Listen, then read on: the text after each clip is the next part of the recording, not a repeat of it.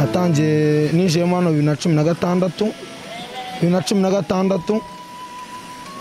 natangiye ndi umwopereta usanzwe ndadoda nkora cyane nkora umuhate ndazamuka nyuma y'umwaka umwe mba supervisor ndakora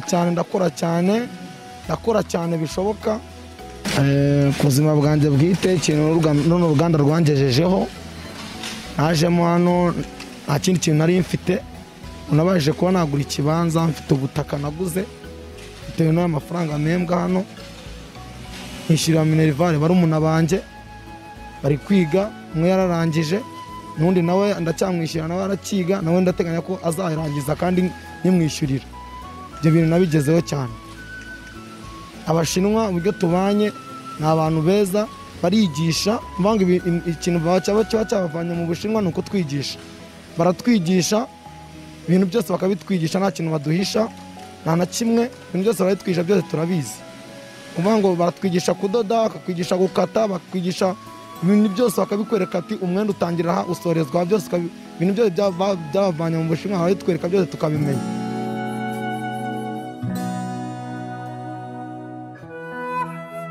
When I started, we had 1,200 workers, and here we have more than 3,000.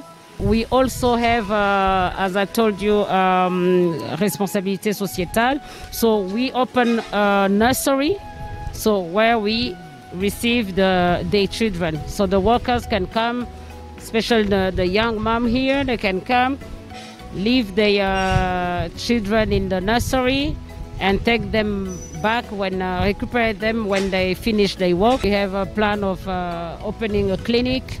We also have a plan to open a shop where they can buy some basic food like rice, beans, and stuff like that at a very low price. 我们公司不是在只追求利润，我们要考虑到的是。在这个国家，我们给这个国家带来什么样的一个东西啊？我们是带来的是一个技术啊，我们带来的是一个希望能提升当地生活的水平。